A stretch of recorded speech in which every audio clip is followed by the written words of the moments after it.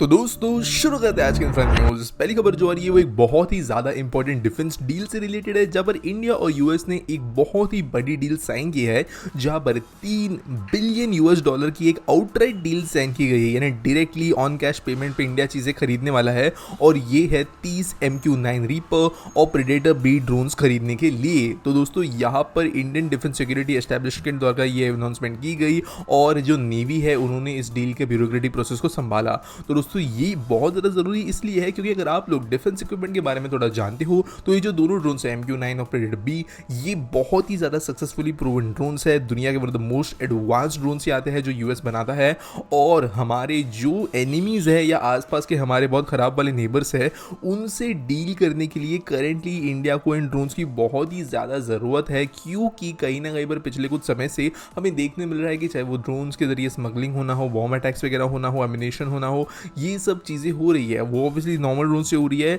लेकिन future combat के हिसाब से अगर हम देखें स्पेशली हमारे POK एरिया के अंदर, चाइनीज बॉर्डर एरिया के अंदर, तो ये ड्रोन सबसे इंपॉर्टेंट रोल निभाएंगे जहां पर हम एक लीडिंग एडवांटेज रख पाएंगे। ऑब्वियसली हमारे नेबर्स ये डील सुनकर खुश नहीं होंगे क्योंकि ऐसे ड्रोन्स उनको मिल पाना बहुत ज़्यादा मुश्किल होने वाला है और इंडियन डिफेंस फोर्सेस को इनका एक्सेस अब मिल गया है।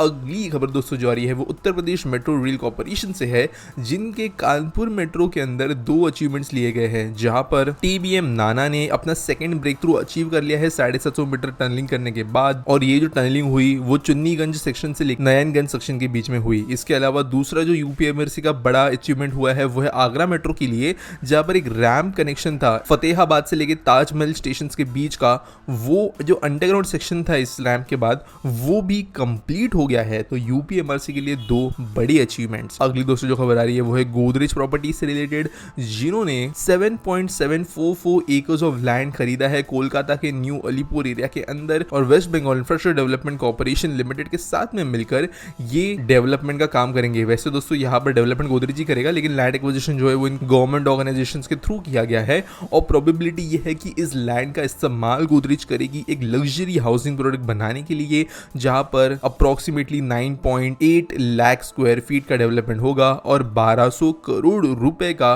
बिजनेस यहां पर किया जाएगा। अगली खबर दोस्तों जो आ रही है वो है Titagarh rail systems limited Bharat heavy electricals limited के बीच में हुए एक कंसोर्टियम से रिलेटेड, जिन्होंने जून 14 को साइन कर लिया है contract 80 fully assembled Vande Bharat sleeper train sets बनाने के लिए, और ये साल 2029 तक रेडी होंगे और 35 सालों तक इनका ऑपरेशन एंड मेंटेनेंस भी किया जाएगा इन्हीं कंपनीज के द्वारा। तो वैसे कुछ दिनों पहले मैंने आपको न्यूज दी थी कि टीटागढ़ रेल सिस्टम्स और जो भारत हैवी इलेक्ट्रिकल लिमिटेड है ये इन ट्रेन्स को बनाने का काम करने वाली है, लेकिन फाइनल जो अभी एकदम लास्ट कॉन्ट्रैक्ट है वो साइन कर लिया गया है, जिसके बाद में एक्चुअली में इनका मैन्युफैक्चरिंग शुरू हो पाएगा। अब दोस्तों टीटागढ़ रेल सिस्टम्स के बारे में जो लोग नहीं जानते तो ये इंडियन कंपनी ही है, लेकिन ऐसी कोई छोटी मोटी कंपनी नहीं है। यूरोप के अंदर के ट्रेन तक ये कंपनी बनाती है। इनफैक्ट डेडिकेटेड वीडियो में बना चुका हूँ कि यूरोप के one of the most modern train जो है वो टीटागढ़ रेल सिस्टम बनाती है, और भारत हैवी इलेक्ट्रिकल्स लिमिटेड जो है वो कंट्रोल पैनल, ट्रैक्शन मोटर, ये सब बनाने के लिए one of the best companies है पूरे देश के अंदर। तो दोनों मिलकर बहुत ही ज्यादा एडवांस ट्रेन बनाएंगे।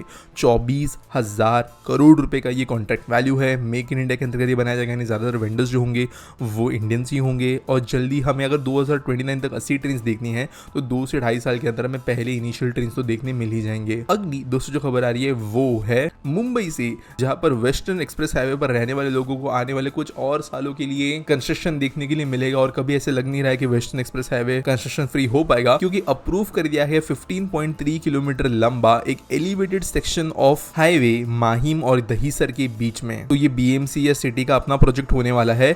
बेसिकली केबल स्ट्रेट सेक्शन होगा, ये अप्रोक्सीमेटली 15.3 किलोमीटर का, और ₹55 बिलियन यूज करते हुए ये बनाया जाएगा। वैसे जो पूरा वेस्टर्न एक्सप्रेस हाईवे वो 25 किलोमीटर का है, तो अगर 15.3 किलोमीटर इसके अंदर से एलिवेटेड बन जाता है तो ये एक प्रॉपर फ्रीवे बन जाएगा जैसे मुंबई के ईस्टर्न पार्ट में है, और ट्रैफिक कंजेशन को बहुत हद तक राहत मिल सकती है इसके कारण, क्योंकि कहीं ना कहीं पर वेस्टर्न एक्सप्रेस हाईवे आज के डेट में अगर चौक पॉइंट्स कहीं पे लेके आता है तो वो जंक्शंस के ऊपर, ऐसे एरियाज के अंदर जहाँ पर आसपास में बहुत ज्यादा शॉप्स वगैरह है, बिजी एरियाज है, इन जगहों के वजह से कहीं ना कहीं पर ये इश्यूज क्रिएट करता है। लेकिन ये जो सेक्शन बनेगा ये ज्यादा ट्रैफिक को कम करेगा। वैसे दोस्तों 2029 में इसको कंस्ट्रक्शन खत्म होना है, तो वेस्टर्न एक्सप्रेस हाईवे जो है पिछले ऑलमोस्ट 10 सालों से कहीं ना कहीं पर मेट्रो की कंस्ट्रक्शन को देख रहा था, और अभी इस कंस्ट्रक्शन को देखेगा। अगली खबर दोस्तों जो आ रही है वो है हमारे बुलेट ट्रेन प्रोजेक्ट से रिलेटेड, जहां पर दूसरा इंपॉर्टेंट ब्रिज इस प्रोजेक्ट के अंतर्गत कंप्लीट हो गया है। तो ये है 360 मीटर लंबा रिवर ब्रिज, जो पूर्णा नदी के ऊपर बना है बिल्मोरा और सूरत स्टेशन के बीच में, और इसका काम जो है NHRCL ने कंप्लीट कर लिया है। वैसे 24 रिवर ब्रिजेस है ओवरऑल नदी के अंदर, 20 गुजरात के अंदर है, 4 महाराष्ट्र के अंदर।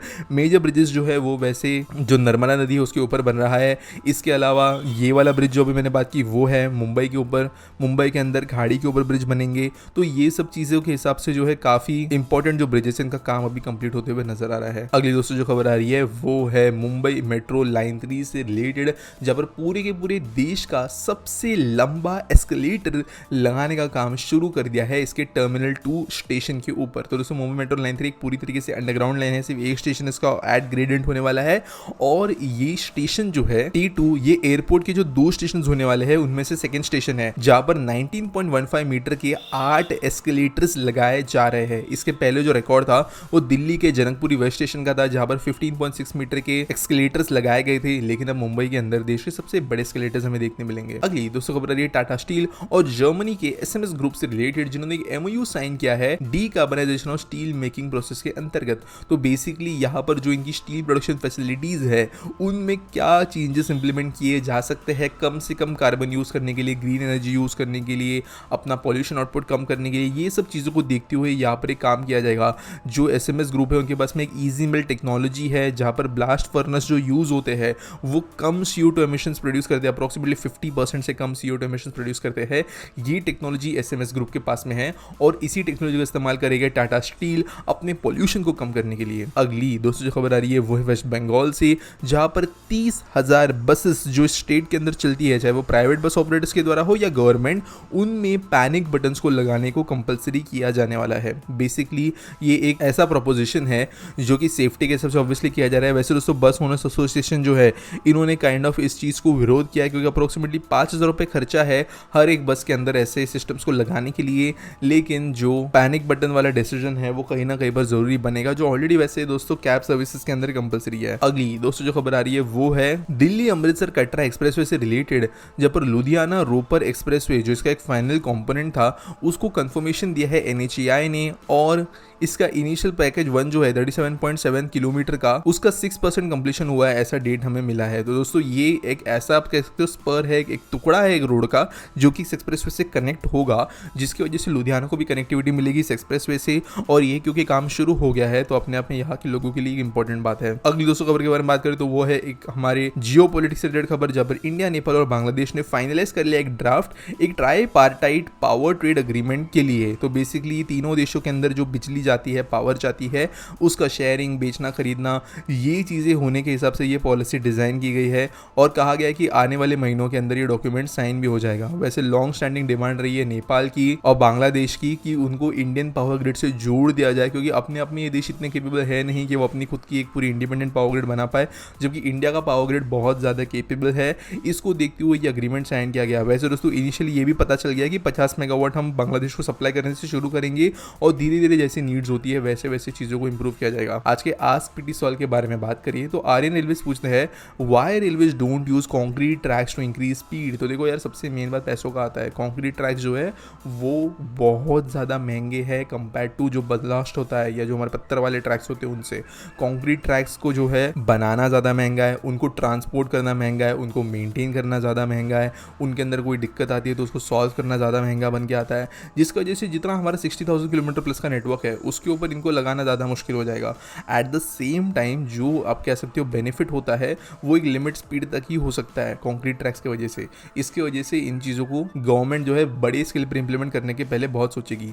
एट द सेम टाइम ऐसा नहीं कि बिल्कुल इनका इस्तेमाल नहीं हो रहा है। जो बुलेट ट्रेन का ट्रैक है, RRTS का ट्रैक है, मेट्रोज वगैरह, ये छोटी स्केल पर होते हैं तो वहाँ पर इनका इस्तेमाल हो जाता है। और इंडियन रेलवेज भी कई स्टेशन के ऊपर इनका इस्तेमाल करती है, क्योंकि वहाँ पर मेंटेनेंस यूजेज वगैरह ज़्यादा होता है, वहाँ पर ईजी होता है उनको अफोर्ड करने के लिए। छोटा स्टेच है लेकिन बड़े लेवल पे इनकी अफोर्डेबिलिटी काफ़ी ज़्यादा डिफिकल्ट हो जाती है। उम्मीद करता हूँ आपको सवाल का जवाब मिल गया होगा। अगर आपके पास कोई सवाल है आप नीचे #आस्कपीटी के साथ में पूछ सकते हो। अगर न्यूज़ सबमिट करनी है तो उसके लिए आपको डिस्क्रिप्शन में एक लिंक मिल जाएगी। अगर आप फर्स्ट न्यूज़ देने वाले तो आपको क्रेडिट मिलता है हमारे टाइम स्टैम्प्स के अंदर। और मिलेंगे अगले वीडियो में।